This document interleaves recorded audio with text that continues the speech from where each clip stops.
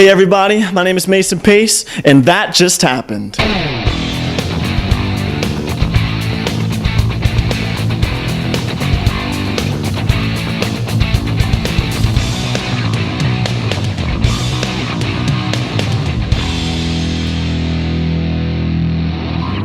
Hey guys, it is Front Row Joe, and I'm sitting here with Mason Pace of the Mason Pace Band. Mason, appreciate you hanging out and spending some time with us today. Thank you for having me, man. This is awesome. Yeah, absolutely. So we saw you about a year and a half ago, as I said, and I always wondered, where this talent was coming from and a little bit more about that. So certainly we'll talk about what's been going on in this year and a half since we last spoke, which has been a lot. But let's go back to the beginning. Where did your musical journey start? Well, I started playing piano at around age 4, and that was around the time when my parents said, well, this little human needs something to do, to either stop annoying the crap out of me or just to have as a hobby as he grows up. So I actually started with soccer. It was really funny, but that didn't work out too well because I was the kid in the corner just pulling grass, doing my own thing. And then they put me into Taekwondo, which I actually pursued until I was 10, got my black belt at 10 years old, which is actually something fun about me not a lot of people know about. And then they put me into piano lessons, which I guess was the thing that clicked with me when I was little, and I just kept going on with piano because I enjoyed it so much when I was 4. And I guess it was right for me because when I was around 7, we found out that I had perfect pitch. And then right around that time when we found out I had perfect pitch, I had been starting guitar, and I still have my teacher from when I was 7 years old to this day. His name is Eric Hansen. Shout out to Eric. But I started guitar at 7, and then I started singing and performing when I was around 10 years old. And I started the Mason Pace Band when I was 13. Wow. Yeah. So that was started, young, and you said you actually enjoyed piano, which a lot of kids, I guess, whenever their parents make them, take piano lessons, it's something that they hate, but you liked it and found that it clicked with you, like you said. Well, yeah, I can't tell you that that I chose the piano and music path because who makes life-changing decisions when they're 4 years old? Mm-hmm. So. Yeah, it was the thing that my parents put me into, and I love it. I love to do it. And then you said you started guitar at 7, you said? That's right, yep. And what was your first guitar, do you remember? My first guitar, I actually still have it. It's a 3/4 classical guitar, and that's how I started off when I was tiny. And then I upgraded from that to a regular-sized acoustic guitar when I grew older, and then even from the transition from the 3/4 guitar to my electric, when my teacher said, okay, you're good enough on classical, you can move to electric. Yes, so I put into, I got a blue Squier, which I also still have that, but my blue Squier was my first electric guitar, and then I got my first big boy guitar, which was my Les Paul, which is actually right here. I got this around 5 years ago, something like that, 5 years ago. Gotcha. And you said, after your teacher said, yeah, we're going to graduate you to an electric guitar. Mm-hmm. And your response was yes. So you had in mind, what kind of music were you listening to that you said, you know what, that's something that I definitely want to play? What were some of the music inspirations that you were listening to at that time that you were drawing inspiration from? Well, all my life, my dad had been, just when we were in the car or just like in the house, he'd turn on music that'd be classic, just Led Zeppelin, Van Halen. Actually, my first concert when I was 9 years old was Robert Plant that he took me to. Wow. So that's a heck of a first concert. It was an awesome first concert. But yeah, I started with the classic roots, and I actually learned a lot of the riffs that were from that era. So, you mentioned growing up in the house, listening to your dad's music, and that's what inspired you. Can you, what was one of the first riffs that you remember learning that really, really stoked the fire about, this is what I want to do and really pursue? Yeah, I would guess everyone's first riff is Crazy Train, right?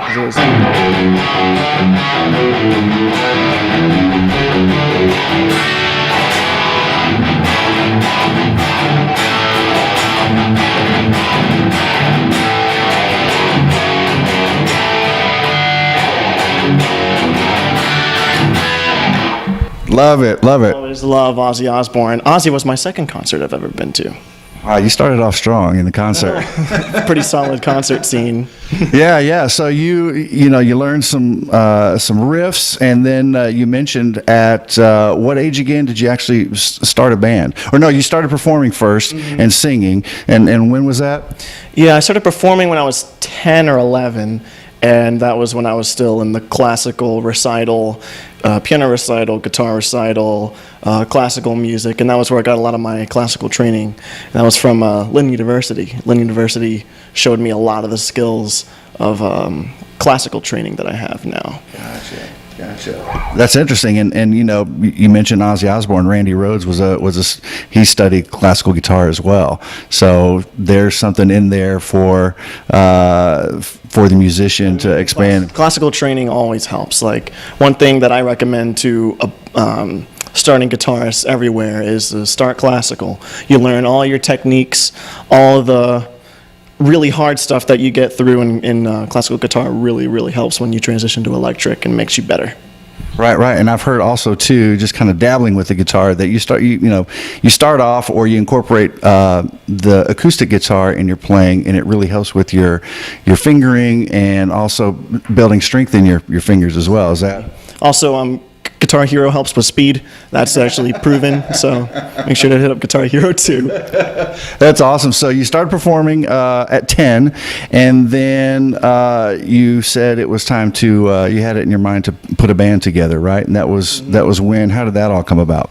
Well, it was when I started like really developing in my, especially my guitar skills and my performing skills. One of the earlier songs that I was actually like quite complicated was Tom Sawyer.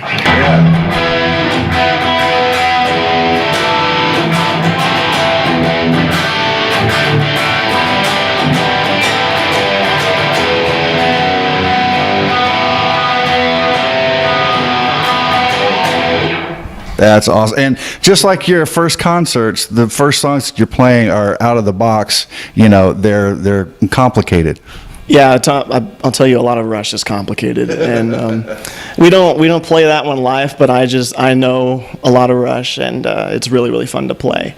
But the band, we also play some classics and even some new alternative stuff as well. Like we start every show with this classic.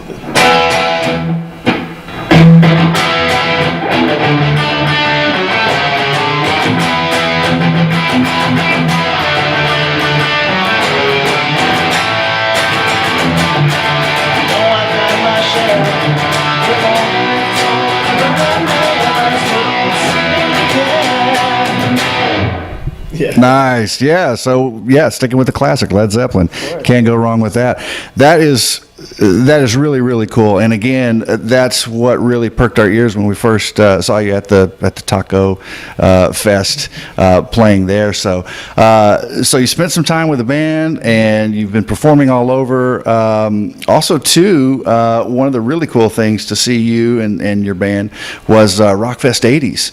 All of these big acts coming in, everyone from Vince Neil and Ace Frehley and Cheap Trick and Joan Jett and Sebastian Bach and Winger, on and on and on, all these great acts, and then you were a part of that in playing on the stage. Can you tell me a little bit about your experiences there? Yeah, this year we got the opportunity, if I can speak English, to play again at RockFest '80s, and what we did this year compared to last year was we were the last local band, so we played it around 6:30, and that was right when everything was getting dark. That was the peak of when people were there. So we had an awesome crowd, awesome energy that night, and it was just an awesome show as a local artist. And then just seeing the other bands on stage, like you said, Vince Neil, Ace Frehley, Sebastian Bach, and even having an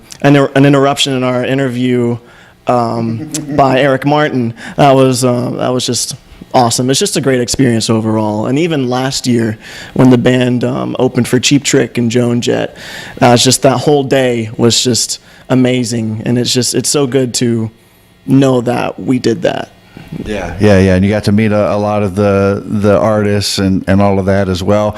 And again, we talked about what all has happened in the last year and a half. You've actually recorded and produced a record, and so definitely want to hear about that. What the creative process was like for you, the writing, and then talk a little bit about maybe what types of themes that you were exploring there with that album. Mm-hmm. Yeah, so brand new album is called Whateverland. I've got it right here. This is what it looks like.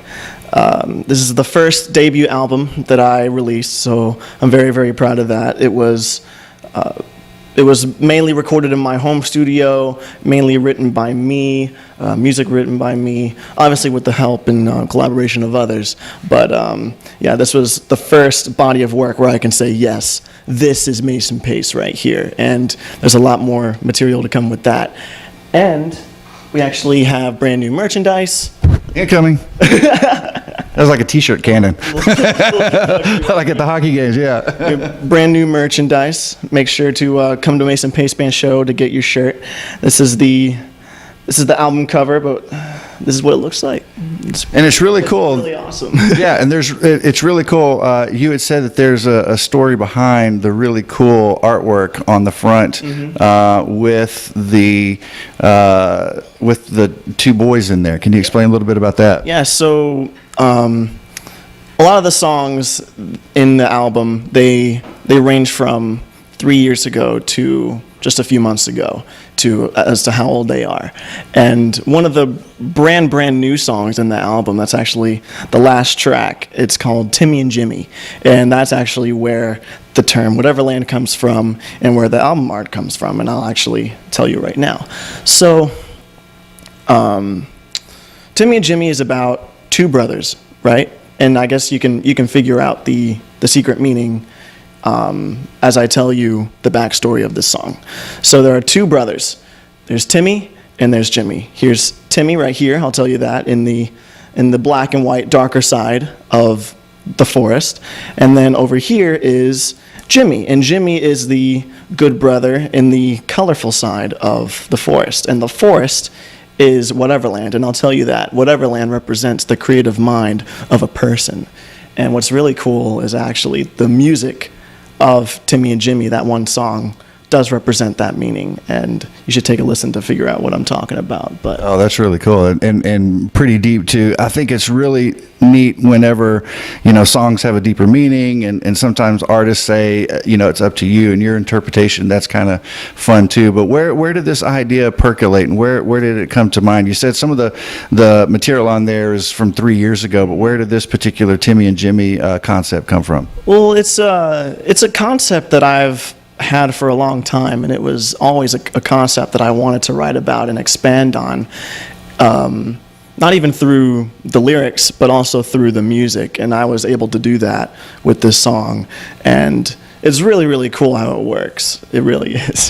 Yeah. And so you mentioned picking it up. Where can those that are interested pick up Whateverland? Yeah, you can buy a CD at one of our shows.